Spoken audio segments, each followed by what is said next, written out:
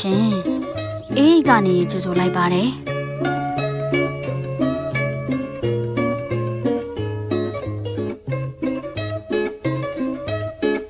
ဒီကနေ့ဖတ်ပြပေးမယ့်ဝတ္ထုလေးကတော့ဆ iam ကြီးဂျာနေကျော်မမလေးရေးသားတယ်နီးလျက်နှင်းဆိုတဲ့ဝတ္ထုတိုလေးပဲဖြစ်ပါတယ်နီးလျက်နှင်း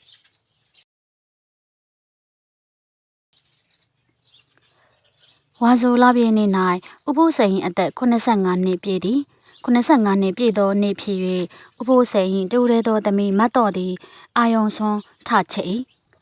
မတ်တော်မှာဖခင်မွေးနေ့တိုင်းတက်စိတ်ဆွန်းကပ်ရန်အာယုံဆွန်းထချက်စမြဲဖြစ်၏မတ်တော်သည်ဆွန်းချိတ်ရန်အိယာမှမထမီ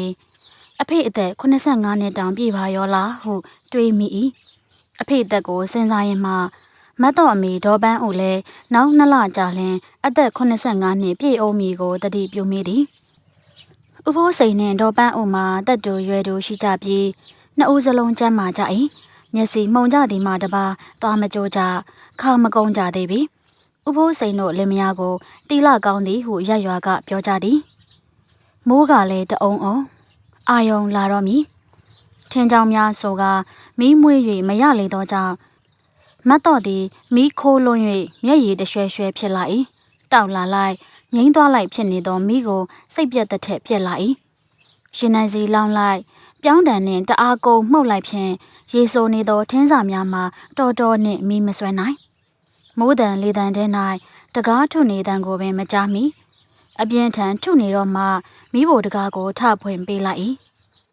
ညီနဲ့အေးဒီလောက်ထုနေတာတောင်မကြားဘူးလားဘာကိစ္စပိတ်ထားရတာလဲဒေါ်ပန်းဦးကတကားဖွင့်ဖွင့်ချင်းစီးမှန်၏မန်သည်ဆို၍ဒေါ်ပန်းဦးအတန်မှာထမ်းမာသောအတန်မျိုးမဟုတ်အတန်ပြော့ပြော့ဖြင့်ညံ့ညံ့ညံ့ညံ့ပြောတတ်ပြီးအတော်ဆူသောအတန်ဖြစ်၏မကြားလို့အမေရဲ့မိုးတွေကလည်းတဲလိုက်တာမီးကလည်းမှုေးလို့ကိုမရဘူးမိကိုတွေအိမ်ထဲဝင်မှဆိုလို့ပိတ်ထားတာပါဒေါ်ပန်းဦးသည်မိကိုအိုနေသည့်မိဘကိုခါထောက်ရက်ကြည့်လျက်မိကိုဆက်ခနဲ့တစ်ချက်ထိုးလိုက်၏ဟုတ်ပခုထိဆွန်းအိုးကဖိုးပေါ်မရောက်သေးဘူးအိယာကထသွားတာလဲကြားလှပြီဆန်ဆေးပြီဗလားပြီးပါပြီမေတဲယုံမဲမတ်တော်မိမုံရင်ကပြန်ပြောသည်ဒေါ်ပန်းဦးနောက်ဖေးရင်ပဲထွက်သွားခိုင်းမီးတောက်လာ၍ဆွမ်းအိုးကိုဖိုးပေါ်သို့ကောက်တင်လိုက်၏မတ်တော်သည်နောက်ထပ်ဆွမ်းအိုးတို့အတွက်ဆန်ဆေးနေစဉ်နောက်ဖေးမှဒေါ်ပန်းဦးပြန်ရောက်လာသည်ညီလှုပ်ရှားရှိတာတွေသာလှုပ်ပါအေးငါဟာငါစိတ်မှာပေါ့မတ်တော်ကဘာမှပြန်မပြောဘဲဆန်ကိုအပီးလက်ဆက်သက်ဆေးသည်ဒေါ်ပန်းဦးသည်မျက်နာတစ်ပြီးမတ်တော်မိဘနှင့်မျက်နှာချင်းဆိုင်၌ရှိသောမိဘ၌ထိုင်ကမိမွေးနေသည်မတ်တော်သည်နောက်ထပ်ဆေးပြီး၍ယူလာသောဆွန်းအိုးကလေးကိုဖိုးပြီး၌ချကပထမသူတဲထားသောမိဘမှတောက်လက်စထင်းတစ်ချောင်းကိုဆွဲယူလာသည်တအားကုန်၍မိမုံနေသောဒေါ်ပန်းဦးသည်မိမိနာသို့မိစားနှင့်ရောက်လာသောမတ်တော်ကိုမျက်လုံးပိတ်၍ကြည့်လိုက်သည်ဒါကဘာလုပ်တာလဲအေးရဲ့ထင်းတွေကရေဆိုနေတယ်မေရဲ့တော်တော်နဲ့မီးတောင်မှမဟုတ်လို့မီးကူပေးမလို့ပါဒေါ်ပန်းဦးသည်ခေါင်းကိုရမ်းခါ၍ညှင်းဆန်၏တော်စမ်းမအေးရှုပ်ရှုပ်ရှက်ရှက်ဟိုမီးကဒီမီးကိုလာမကူးစမ်းမှနဲ့ငါဟာငါတောက်အောင်မှုတ်ပါမယ်ပြန်ယူသွားပါ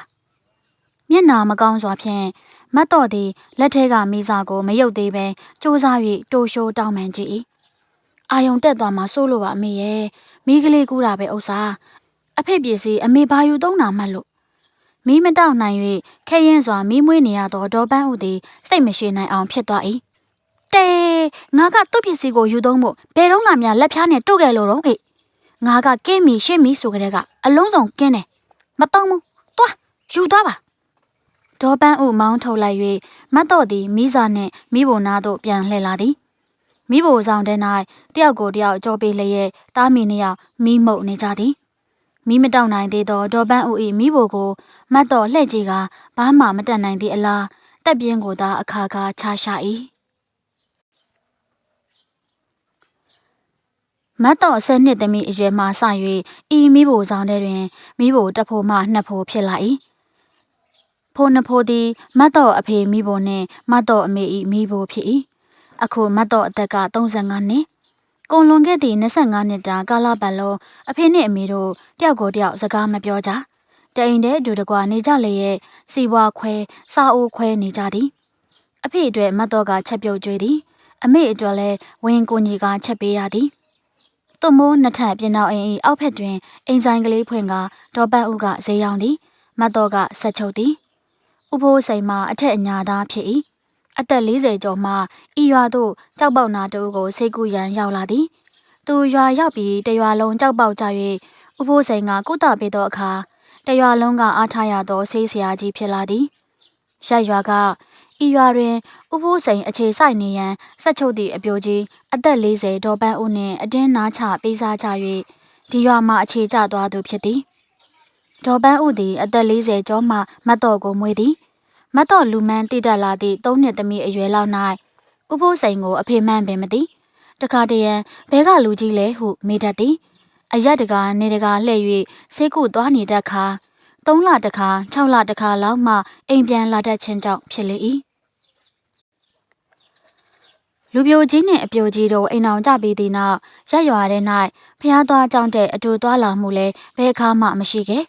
မတ်တော်မွေးပြီးသည့်အထိနှစ်ဦးစလုံးအဆက်ကြီးရှက်နေကြဟန်ရှိသည်ညကားစား၌လူရှိသူရှိတွင်တဦးမျက်နှာတဦးမကြည့်ရဟန်ရှက်နေကြတော့လဲမတ်တော်မတ်တက်ပြေးတတ်သောအရွယ်သို့ရောက်သောအခါတွင်မူတဦးနှင့်တဦးမျက်နှာကြောမတဲ့ဖြစ်လာလေ၏ဒေါ်ပန်းဦးကလည်းဥဖိုးစိန်ကိုမကျေနပ်စကားပြောတူတောင်းသည်တကူကောင်းဆန်သည်ကိုငချင်းမှကိုချင်းသည်စိတ်မှတ်ကြည်သည်စီစားကြောင်သည်ကန့်လန့်တိုက်သည်စသဖြင့်ဆွဆွဲ၏ဥဖိုးစိန်ကလည်းဒေါ်ပန်းဦးအပေါ်အခဲမကြည်ကတ်ဆေးနေသည်လူတကာနှင့်မတဲ့ခေါင်းမာသည်ကျေစုကန်းသည်သူ့ဘက်သို့ရက်သည်ဟု၍တေးမှတ်ထား၏တူပေါ်တူမကျေနပ်ချက်တွေကိုဝမ်းထဲ၌စုထားကြသည်မတ်တော်10နှစ်သမီးအရွယ်၌သူတို့နှစ်ယောက်စာအုပ်ခွဲရန်စီးပွားခွဲရန်အကြောင်းပေါ်လာလေသည်ဥဖိုးစိန်နေထွက်၍ဆေးကုသွားပြီး3လလောက်ကြာမှအိမ်သို့ပြန်ရောက်လာသည်ဥဖိုးစိန်သည်တကောက်ဖာတစ်လုံးအိမ်အတွက်ဝယ်ယူလာသောတောင်းနှလုံးနှင့်ငပြောကင်တစ်ခိုင်ကိုတဲထန်းကနက်နက်စောစောလှိစိတ်ကတက်လာ၏10ရက်လောက်ကြာမီပြောသွားပြီး3လကျော်မှပြန်လာခြင်းကြောင့်ဒေါ်ပန်းဦးသည်စိတ်ခုကဥဖိုးစိန်အိမ်ပေါ်တက်လာသည်နှင့်ထိုင်ရမှထိုင်၍အိတ်ခမ်းထဲသို့ဝင်သွားလေသည်ဥဖိုးစိန်သည်သူ့အိမ်ပေါ်ရောက်ခါမှသူ့အားစကားတခွန်းမဆိုဘဲအခန်းထဲဝင်သွားသောဒေါ်ပန်းဦးကိုကြည့်ကတဲလာသောပစ္စည်းများကိုဖနှက်ချွတ်၌ပြစ်ချလေ၏မတ်တော်ကိုလမ်းခေါ်မိပြင်ပြီးမှဒီချိန်မတ်တော်ကြောင်းသွားပြီကိုတတိယသွားသည်ဥဖိုးစိန်သည်ရစ်တစ်ခွက်ကိုခတ်တော့ပြီးမောပန်းစွာဖြင့်ပက်လက်ကလထိုင်ပေါ်၌ချစ်ပြက်လက်ပြထိုင်ချလိုက်သည်အမောပြေတဲ့လောက်ရှိသောအခါကလထိုင်မှထလျက်ဒေါ်ပန်းဦးကြားသာအောင်တန်ကုန်ဟိ၍ပြောလေ၏ဟဲ့တောင်ဟဲ့ဖာဟဲ့ငပြောကိုင်အိမ်ထဲဝင်ကြအိမ်ထဲသွားကြဥဖိုးစိန်သည်သူ့အိမ်အပြန်ကိုဒေါ်ပန်းဦးမှခရီးဥကြိုမပြုတ်ရကောင်းလား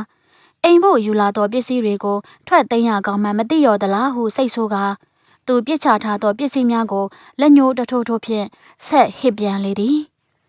ဟဲ့တောင်ဟဲ့ဖာဟဲ့ငပြောကိုင်ငါအိမ်ပြန်ရောက်ပြီနင်တို့ရောနင်တို့သွားလေသွားကြဟဲ့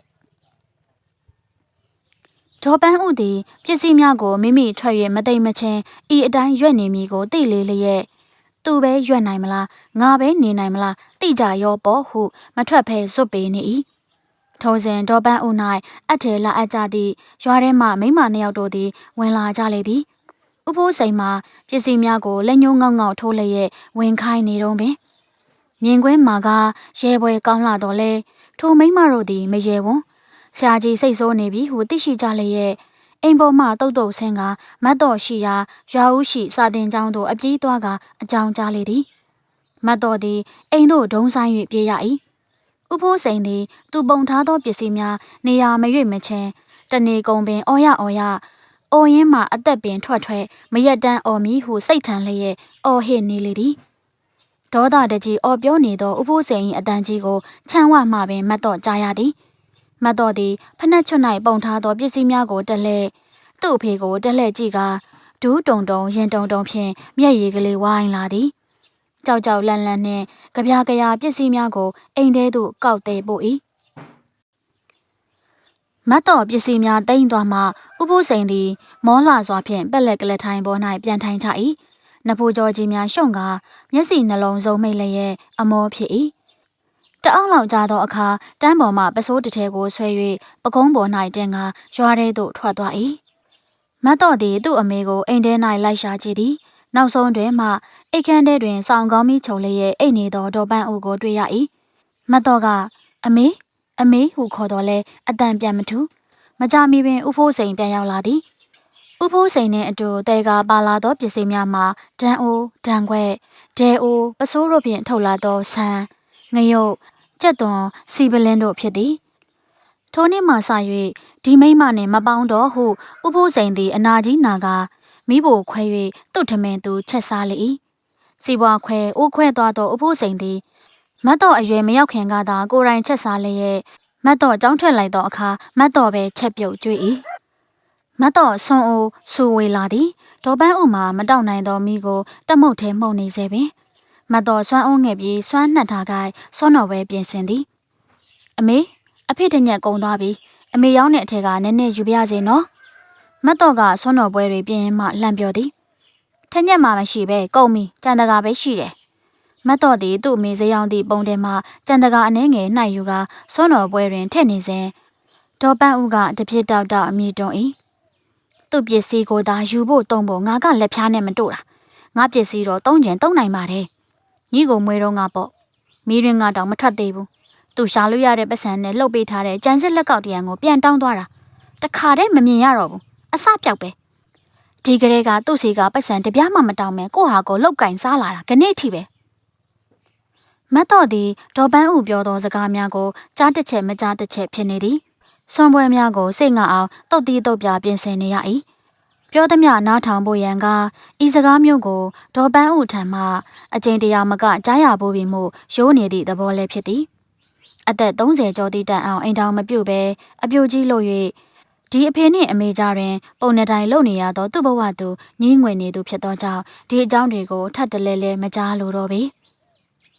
အိမ်ဦးခန်းကအခန့်သားထိုင်ပြီးသူ့ပဆိုင်ကြတော့မထုတ်ချင်ပဲနဲ့ငါလှုပ်စားနဲ့ငါရှာစားရပြီးငါကိုမကောင်းပြောတာခံနေရတာညီးကြောင်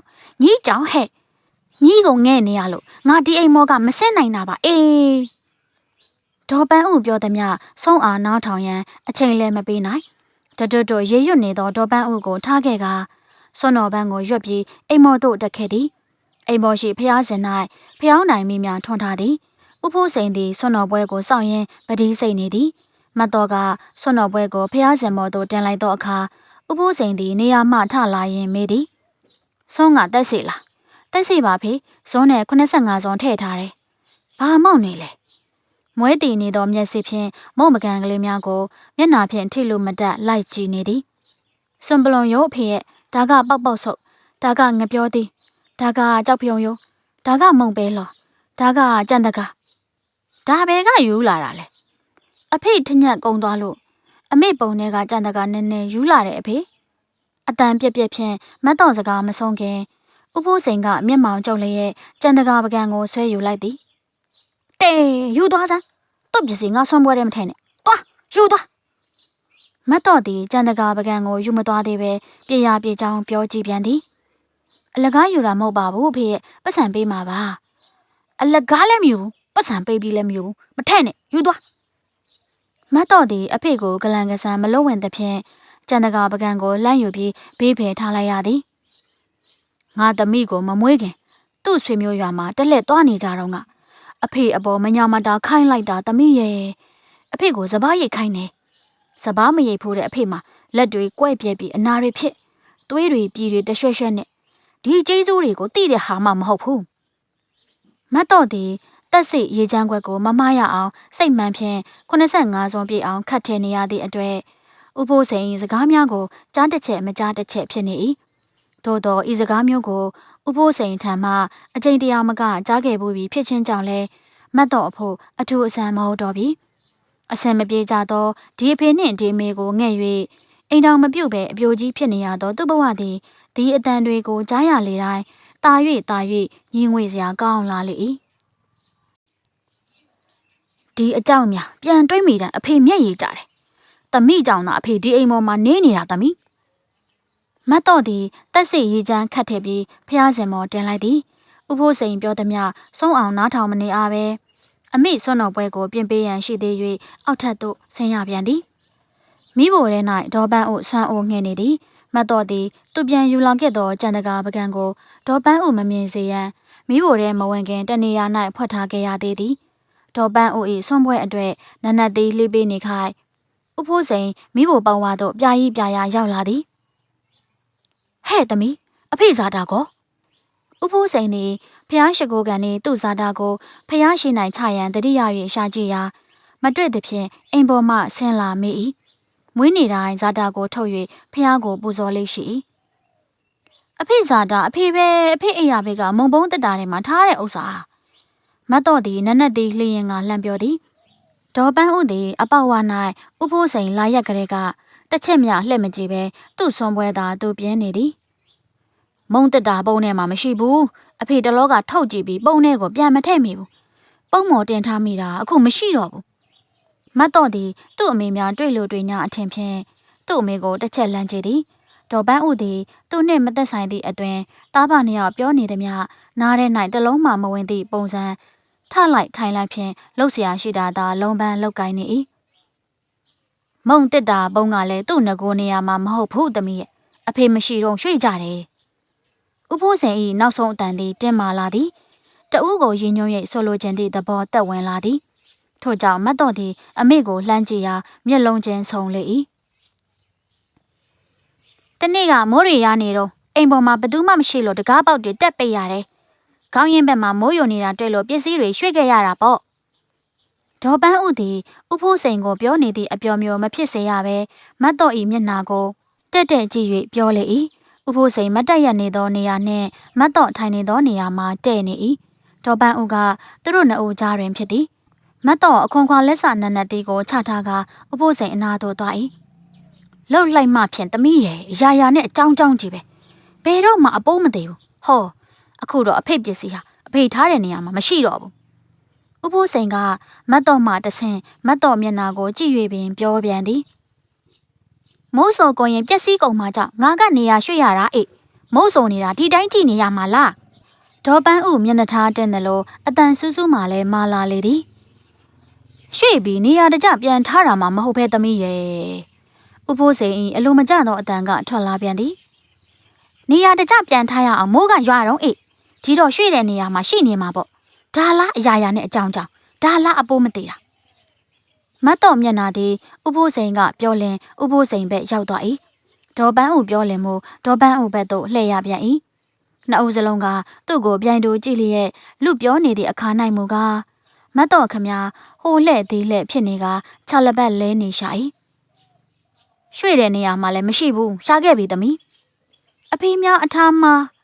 မတ်တော်စကားမဆုံးမီဒေါ်ပန်းဦးကဝင်ပြောပြန်၍မတ်တော်မှာဒေါ်ပန်းဦးပဲလှည့်ရပြန်သည်ဒီပစ္စည်းကိုဘယ်သူကဘာလို့မှာတော့အေးရဲ့တနေ့ကဘဝင်းဘုန်းကြီးเจ้าကရေနံပုံးပြန်ယူလာတော့ငါဇာတာရေနံတုတ်ချင်တယ်ပြောတာကြားမိတယ်အေးမတ်တော်မျက်လုံးတို့သည်ချက်ချင်းဥဖိုးစိန်ဘက်သို့ရွှေ့သွား၏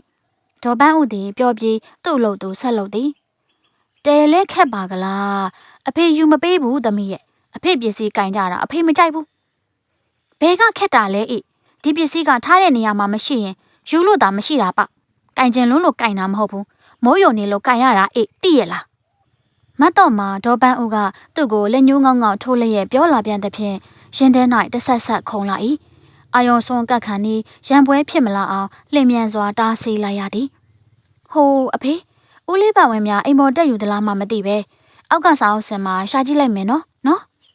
မတ်တော်သည်အပေါဝါမှဥဖိုးစိန်ကိုတိုးရီထွက်ခဲ့ကစားအောင်စင်ရှိရာသို့ပြေးသွား၏ဥဖိုးစိန်ကမတ်တော်နောက်မှလိုက်လာ၏ရေနံတုတ်ထားသောဇာတာကလေးကိုစားအောင်စင်ပေါ်၌ထောင်လျက်သားတွေ့ရတော့မှမတ်တော်ရင်အေးရလေသည်ဥဖိုးစိန်သည်ဇာတာယူကအိမ်ပေါ်သို့ပြန်တက်သွားသည်ဥဖိုးစိန်အိမ်ပေါ်သို့မရောက်မချင်းမတ်တော်မိဘတဲ့သို့မဝင်ရဲချေဥဖိုးစိန်အိမ်ပေါ်ရောက်လောက်တော့မှမိဘတဲ့သို့မတ်တော်ဝင်ခဲ့၏တွေ့ပြီလို့ပေါ့အေးမတွေ့များမတွေ့ရင်ငါ့ကိုနင့်ပြောမှာတဲ့ခက်ပါကလားတဲ့အဲ့ဒါသာကြည့်တော့ခက်တဲ့သူကဘယ်သူလဲအေးသူထင်သည့်အတိုင်းမပြီးနိုင်အောင်လေကြောရှင်နေသောဒေါ်ပန်းဦးကိုကြောက်လှစွာဖြင့်မတ်တော်နောက်ဖေးရေစင်ဘက်သို့တန်းထွက်သွား၏မတ်တော်နနတ်သီးပြန်လိနေကအိမ်ပေါ်မှခြေစီရိုက်တံကိုကြားလိုက်ရသည်ဩကာသအစိမ့်နေရ အာယုံတဲ့ဥဖိုးစိန်ဖျားရှိခိုးတံမှာတာယာနာပြောပွဲရှိလာသည်မတ်တော်သည်နတ်နတ်သည်လျင်ဖျားကိုကြည်ညိုသောစိတ်တွေညွန့်လျက်အာယုံပြုလိုက်သည်အပေါက်ဆုပ်တွေရှိတယ်အမေထဲ့မလားဆုံးပွဲပြင်နေသောဒေါ်ပန်းဦးကိုမတ်တော်ကလှမ်းပြောလိုက်သည်သူ့ပတ်စံနဲ့ဝေထားတဲ့ပေါက်ပေါက်ဆုပ်ကိုကျုပ်ဆုံးပွဲနဲ့မထည့်နိုင်ပါဘူးမရှုပ်ချင်ပါဘူးလို့ပြောနေတဲ့ကြားကညီကိုကရှေ့ပါတယ်အေးနှုတ်ကအမှတ်တမဲ့ထွက်သွားတော့သူ့အမကြောင့်မတ်တော့သူ့နှစ်ဖို့သူထူလိုက်သည်ငါကိုကလည်းရှေ့ပါတယ်ဟုသူ့ကိုယ်သူအပြစ်တင်ကစေတနာကဝေဒနာဖြစ်ရသည့်အတွက်ရှေ့မဆက်ဝန်တော့ချေ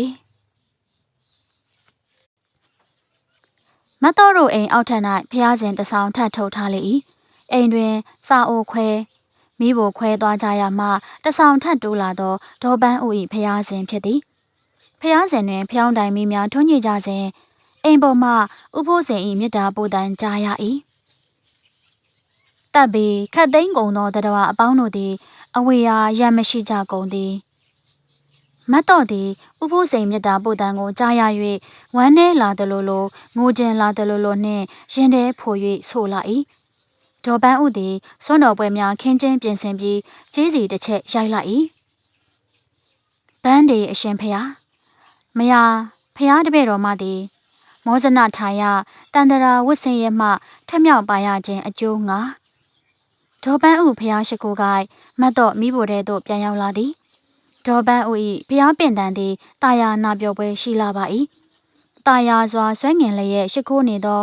သူ့အမေဖျားပင်တန်ကိုကြားနာရင်အဖေနှင့်အမေတို့ကြားတဲ့ဒုက္ခများလာသောသူ့ဘဝမှလွတ်မြောက်ရန်တိလရှင်ဝစ်ချင်လာလေ၏ဖိုးလျက်ဆုတ်လျက်ရှိသောယင်းကလည်းလှိုက်၍ရှုပ်ထွေးနေ၏ဝေးနေနီးနေ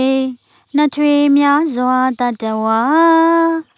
ချမ်းသာကိုစိတ်မြဲပါစေပေးရန်ပဲရှင်ဆိုရင်ကင်းစင်ရဲမရှိဖြစ်ပါစေဒေါ်ပန်းဦးဖျားရှိခိုးပြီးနောက်ဆုံးထွက်လာသောမြတ်တာပို့တန်သည်မတ်တော့၏ရင်ထဲသို့ထွင်းဖောက်သွား၏မျက်ရည်ပေါက်တို့သည်တပေါက်ပြီးတပေါက်ပါးပြင်ပေါ်ကျလာ၏သူ့စိတ်ထဲအဖေနှင့်အမေတို့ပို့နေသောမြတ်တာကိုတန်တရာများစွာဖြစ်မိ၏အဖေမြတ်တာပို့တဲ့တပ်ပေတက်တာထဲမှာအမေအဖို့ရောပါပါလိမ့်စားအမေမြတ်တာပို့တဲ့ဝေးနေနီးနေထဲမှာရောအဖေမပါပါလိမ့်စားဂျာနေကျော်မမလေး1980ပြည့်နှစ်ချစ်ရတဲ့သူတွေထဲမှာရောနီးလျက်နဲ့ဝေးနေကြတဲ့သူတွေများရှိနေကြသလားရှင်ကွန်မန့်လေးများမျှဝေပေးသွားနိုင်ကြပါတယ်